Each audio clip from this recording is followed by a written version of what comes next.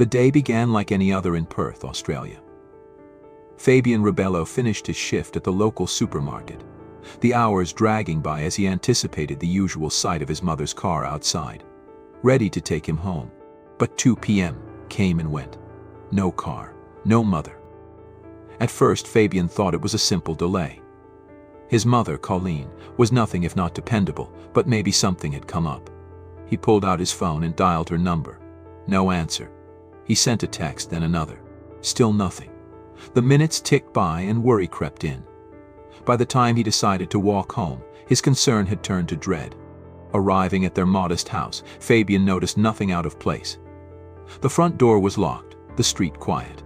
As he stepped inside, the air felt heavier than usual, a suffocating stillness settling over the space. He called out for his mother, his voice echoing back in the silence. The faint sound of running water led him to the master bathroom. The door was ajar, steam creeping into the hallway. He knocked once, then again. No response. Pushing the door open, Fabian's world shattered in an instant. His mother lay slumped in the shower, her motionless body sprawled on the wet tiles. Panic surged through him as he dropped to his knees, shouting her name, shaking her shoulders, desperate for any sign of life. He fumbled for his phone, his trembling fingers dialing emergency services. The paramedics arrived within minutes, their calm efficiency a stark contrast to Fabian's frantic attempts at CPR. They confirmed what he already feared. Colleen Rebello, the woman who had raised him and his siblings with unwavering strength, was gone. The initial assumption was natural causes. Colleen had been dealing with Hashimoto's disease, an autoimmune condition that impacted her thyroid, and there were whispers of potential cardiac issues. Nothing seemed amiss in the house, no signs of a struggle, no forced entry. To everyone who knew her, it was a tragic but natural conclusion. But even in the immediate aftermath, subtle details began to gnaw at the edges of the narrative. As the lead investigator, I noticed them almost as soon as I stepped into the house. The pristine bathroom had an odd sense of staging, the kind that raised the hair on the back of my neck. Her jewelry, a gold watch, earrings remained on her body, untouched by the water. Her hair was still tied up, and the bath mat she would have used was neatly draped over the side of the tub. It didn't feel right. Fabian's account was straightforward, his grief raw and unfiltered. He described how Colleen had dropped him off that morning, her usual self cheerful, grounded. No hint of illness, no complaints of pain. His siblings echoed the same sentiment. Monique, her only daughter, had spoken to her just hours before, reporting no red flags. Within days, the family began to organize her affairs. Julian, the eldest sibling, returned to Perth to take charge of the legal and financial responsibilities. It was during this process that the first cracks in the facade appeared. Colleen's driver's license was missing, a seemingly minor detail that set the tone for what was to come. Julian discovered that Colleen's mail had been redirected, an action no one in the family had authorized. Then came the revelation that chilled me to the core. Colleen had several life insurance policies, totaling over $1 million. None of her children had been aware of these policies. The timing of their initiation, just weeks before her death, raised more than eyebrows. They set off alarm bells. Andre Rebello, her second son, had been the one to manage these policies. He had made himself the sole beneficiary, cutting out his siblings entirely. When Julian confronted him, Andre brushed it off, claiming he was taking care of their mother's estate. His nonchalance only deepened the growing suspicion. Colleen's psychologist contacted Monique, confused by documents submitted to an insurance company bearing her name. The signature was forged, the contents fabricated. It was a turning point. What began as a presumed natural death now carried the faint but unmistakable stench of something far darker. The investigation into Colleen's death, initially routine, now veered sharply into uncharted territory. My instincts told me there was more to this story, a hidden thread that needed pulling. I requested access to her medical records, her financial history, and most importantly, the insurance policies Andre had filed. The deeper I dug, the clearer it became that this wasn't just a case of neglect or oversight. There was intent here, a motive, and at the center of it stood Andre Rebello. When I first met Andre Rebello, he was a picture of composure. Polished, charming, even friendly, a man who seemed utterly unfazed by the tragedy surrounding his mother's death. On the surface he exuded confidence, but the deeper we looked, the more contradictions began to emerge. Andre wasn't just a grieving son. He was a man balancing on the precipice of a double life, one that would soon collapse under its own weight. Andre and his partner, Gracie Piscopo, were well-known influencers in the Perth social scene. Together they projected the image of a perfect, aspirational life, glamorous photo shoots, luxury vacations, and a beautiful child. Gracie was the star, a social media influencer with a massive following and sponsorships from high-end brands. Andre played the supportive partner, managing Gracie's brand and dabbling in cryptocurrency trading. On paper, it looked like they had everything. But appearances can be deceiving. Behind the lens of curated social media posts was a much grimmer reality. Financial records revealed the couple was drowning in debt, their supposed luxury built on a foundation of credit cards, loans, and borrowed time. Their white Range Rover, prominently featured in Gracie's videos, was leased and barely affordable. Their Beaconsfield home, adorned with opulent furnishings, was rented. They owned nothing, not even the illusion of stability. The investigation into Andre's finances painted a picture of desperation. His cryptocurrency ventures were a disaster, with every trade sinking him further into the red. By May 2020, the couple's combined debt exceeded $120,000. It became clear that Andre was not the confident trader he presented himself to be. Instead, he was a man grasping at straws, his financial ruin inching closer by the day. But what made Andre truly dangerous wasn't just his recklessness, it was his audacity. This was a man who had taken out multiple life insurance policies on his own mother just weeks before her death, making himself the sole beneficiary. He hadn't stopped there. He forged documents, created fake medical reports, and even attempted to manipulate the coroner's findings. Every move he made screamed of calculated greed. On the day of Colleen's death, Andre's behavior was erratic. Witnesses reported seeing his Range Rover near her house during the hours she was believed to have died. Cell phone records placed him in the area, despite his claims of being elsewhere. His wife, Gracie, recounted how he had disappeared without explanation that morning, ignoring her frantic calls and texts before returning hours later as if nothing had happened. I combed through the text exchanges between Andre and Gracie that day. Her messages escalated from confusion to anger, her frustration boiling over as he ignored her repeated attempts to contact him. When he finally returned home, he brushed off her questions with casual indifference, acting as if nothing was amiss. That nonchalance now seemed chilling, a carefully rehearsed mask for a man with far darker intentions.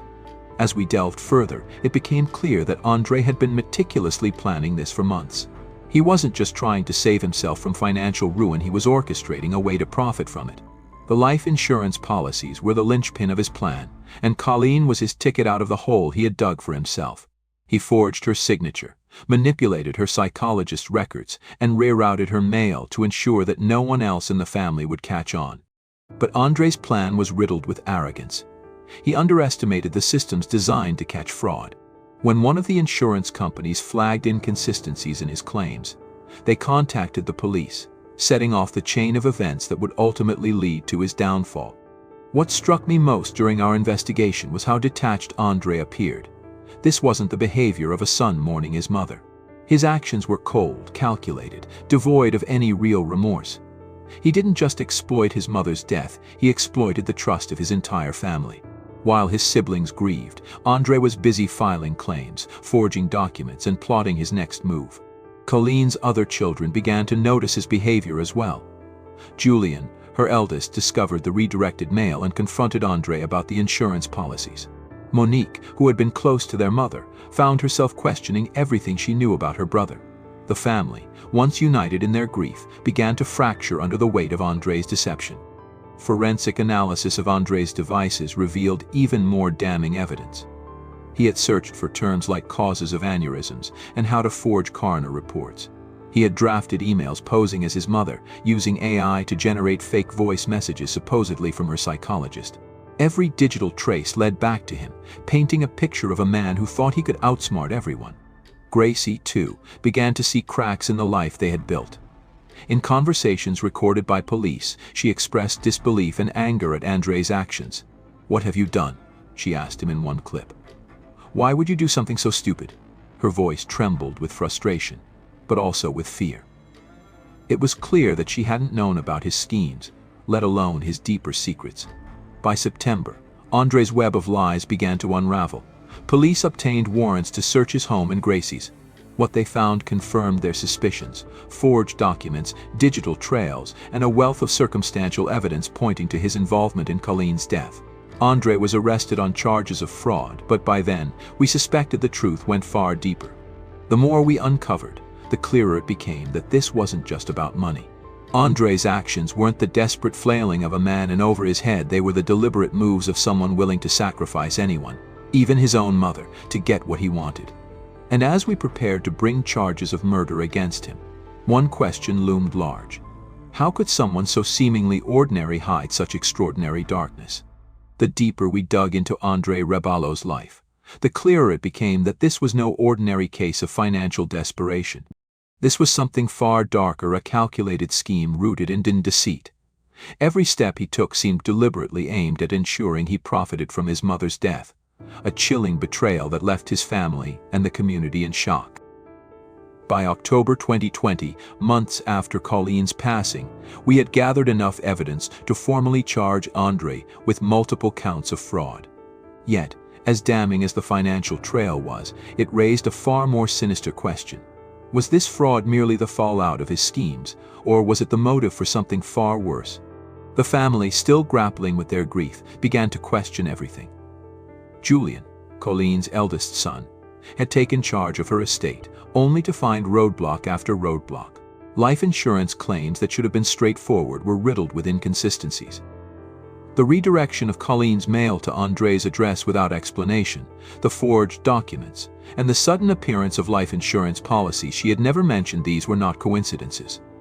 Andre's behavior grew increasingly erratic.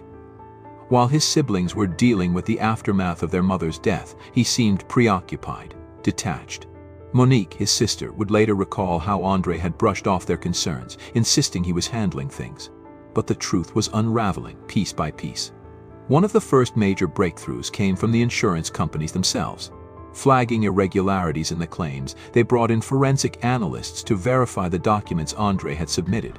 The results were damning: forged medical certificates, fabricated coroner reports, and a suspiciously altered will. The sheer audacity of it all was staggering. Andre had gone to extraordinary lengths to make himself the sole beneficiary of Colleen's estate, cutting out his siblings entirely. Police began piecing together a timeline, and what emerged was deeply disturbing. Only weeks before her death, Andre had taken out not one, but 3 life insurance policies on his mother. Each was substantial, totaling over $1 million. None of her other children knew about these policies, and Andre had ensured that he alone would benefit from them. This wasn't just opportunism, it was premeditated. The digital evidence was damning. Forensic analysis of Andre's laptop revealed searches that painted a chilling picture: symptoms of aneurysms, causes of cardiac arrhythmias, and even how to forge coroner documents. More than that, his internet activity showed a deliberate effort to erase his digital footprint between December 2019 and July 2020, the months leading up to and following Colleen's death. He had tried to cover his tracks, but not well enough. And then there were the inconsistencies in Colleen's death itself. While her health conditions initially led investigators to consider natural causes, further examination raised red flags. Her body was found slumped in the shower, yet details of the scene didn't align with a routine accident. She was still wearing her jewelry, including a gold watch, and her hair remained tied up. The bath mat she always used was untouched, still draped neatly over the side of the tub. These details suggested staging a poorly executed attempt to make her death look accidental. Cell tower data placed Andre near his mother's home during the critical hours when she likely died. Witnesses reported seeing his white Range Rover parked outside the property around 1:30 p.m., a detail that aligned with the timeline investigators were building. Despite his claims of being elsewhere, the evidence told a different story. One particularly chilling piece of evidence came from the devices police found in Andre's home. Investigators uncovered a voice recording, created using artificial intelligence, that mimicked Colleen's psychologist. The fake recording had been used to substantiate one of Andre's fraudulent insurance claims. It was a startling display of his willingness to manipulate even the most intimate aspects of his mother's life to serve his goals. But it wasn't just the forgeries or the digital breadcrumbs that sealed Andre's fate. His behavior in the months following Colleen's death spoke volumes. He continued to act as if nothing had happened, maintaining the facade of a doting partner and father on social media, while his siblings struggled with grief. Meanwhile, he pursued the insurance payouts with relentless determination, ignoring the mounting suspicions around him. By the time police moved to formally arrest Andre for fraud, they were no longer investigating just financial crimes. The circumstantial evidence pointing to his involvement in Colleen's death was overwhelming. Every piece fit together. The insurance policies, the forged documents, the staged death scene, and his undeniable presence near her home on the day she died. It wasn't until we confronted Andre with the weight of the evidence that the full scale of his deception became clear. His initial denials crumbled under pressure, and his arrogance gave way to deflection. He insisted the insurance policies were legitimate, that the forgeries were a mistake, and that he had nothing to do with his mother's death. But the evidence told a different story, a story of betrayal, greed, and a shocking disregard for the woman who had raised him. As we prepared to take the case to court, the focus shifted from Andre's financial crimes to the murder charges that now loomed over him. The circumstantial evidence was compelling, but without a clear cause of death, the prosecution faced an uphill battle. Yet, as one investigator put it, sometimes the truth isn't in a single piece of evidence. It's in the pattern, and Andre's pattern is undeniable. The stage was set for one of the most shocking trials in recent memory. Andre Rebello, the man who had built a life of lies, would now face the ultimate reckoning for his actions. And as his family and the public braced for the revelations to come, one question lingered: how had it come to this? Andre Rebello's trial began amidst a media frenzy. The narrative of the killer influencer captivated the public, and every sordid detail of the case painted a chilling picture of betrayal. As the evidence was laid bare in court, the complexities of Andre's double life became glaringly apparent. The prosecution opened with a clear and damning argument. Andre Rebello had meticulously planned his mother's death to escape his mounting financial troubles. They presented the life insurance policies taken out just weeks before Colleen's passing, totaling over $1 million. The forged medical certificates, the fabricated will, and the altered coroner's report left no doubt about Andre's intent. It wasn't just fraud, it was a calculated effort to profit from his mother's death. Witness testimonies added weight to the prosecution's case. Detectives detailed how cell tower data placed Andre near Colleen's home at the critical time of her death. Neighbors reported seeing his white Range Rover parked outside. Forensic experts described the digital trail left by Andre, internet searches on causes of aneurysms, coroner procedures, and life insurance claims. Each piece of evidence pointed to one conclusion: Andre had orchestrated his mother's death for financial gain. But it wasn't just the hard evidence that gripped the courtroom. Testimony from Colleen's other children revealed the emotional devastation Andre's actions had caused. Julian spoke of his disbelief upon discovering the life insurance policies and how Andre had excluded the rest of the family from their mother's estate. Monique described the pain of realizing her own brother had betrayed them, turning a moment of shared grief into a nightmare. Their voices cracked as they recounted the profound betrayal they felt. Andre's defense team leaned heavily on the lack of direct evidence.